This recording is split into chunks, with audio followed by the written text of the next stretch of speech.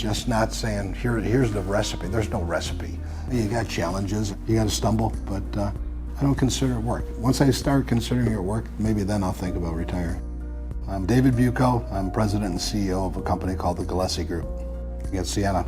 Graduated in 1975. I started off for about a week or two as a history major. That didn't go well for me, so I converted to accounting. I graduated with a degree in accounting and needed a job, and so I had a choice of New York City or Schenectady or Albany, and I picked a firm called Marvin & Company in Schenectady.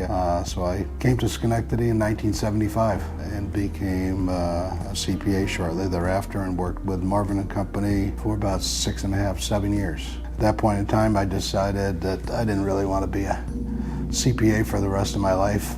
A client of mine was in the cable TV business, so I worked with him nights and weekends developing a business plan to expand cable TV in Georgia, Alabama, and Mississippi. So we ended up securing franchises. We were going to go public at the time. I turned my resignation into Marvin & Company at the time, and interest rates started going up to around 21%. Wall Street, all the IPOs got pulled, so we ended up selling it for pennies on the dollar, and I needed a job.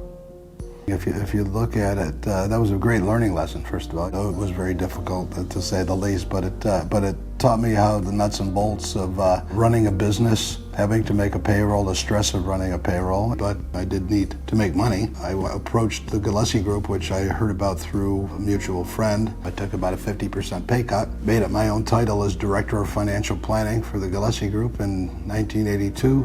I was put in charge of 5 manufacturing companies running their financial operations, anywhere from Toledo to Philadelphia, Pittsburgh, Detroit. So that gave me a good learning experience of the inner workings of the Gillespie Group. Fast forward, I took over CFO in 1984 and then ended up running the company in 1986, actually. Capital region, let's keep building and making this city and county the best in the state. Cheers.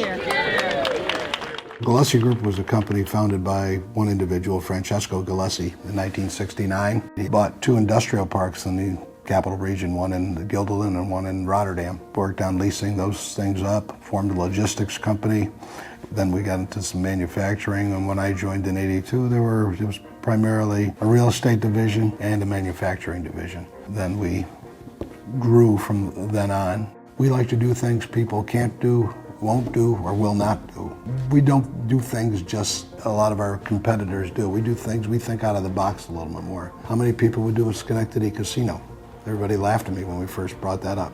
This casino was a $350 million deal. We did Market Center up there, one of the first multifamily housing projects in Saratoga. It's a $45 million deal. We're in 13 states right now. We did some projects down to Texas where we did Valley Ranch, where actually the Cowboys had their training camp there. We've got commercial office, we've got residential, we've got condos, we've got a couple hotels. We're partners on about 12,000 apartment units scattered throughout the country. Success is really what you accomplish, not making payroll or making money is a scorecard. But success, if you look around the background here right now, we're sitting in Mohawk Harbor, which is a $650 million inner city development on a former locomotive site. Well, guess what? This is creating a lot of tax base, a lot of jobs. We have 1,000 people working over the casino. That's a lot of jobs. What we've done in Schenectady, we've invested close to $1 billion in Schenectady. We've helped create the city.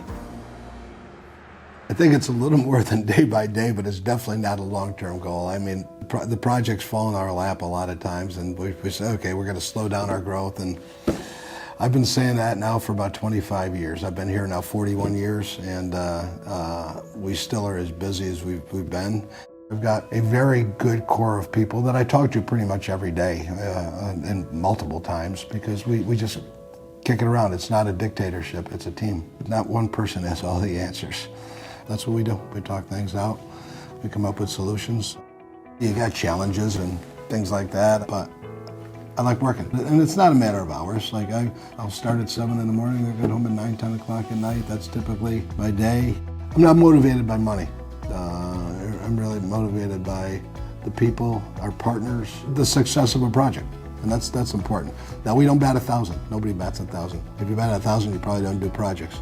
You got to stumble. We've lost money. We've lost on projects.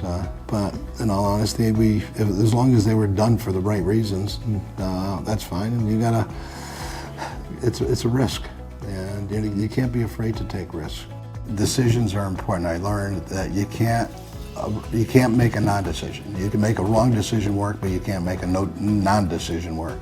So from that standpoint, you just got to go full speed ahead in trying to make whatever path you're going on and evaluate the alternatives and put the pros and cons down. I've been here coming up next month on 41 years. Somebody said, you should think about retiring. I said, I would have no idea what to do. The challenge in having fun, it's literally, I don't consider it work. Once I start considering it work, maybe then I'll think about retiring.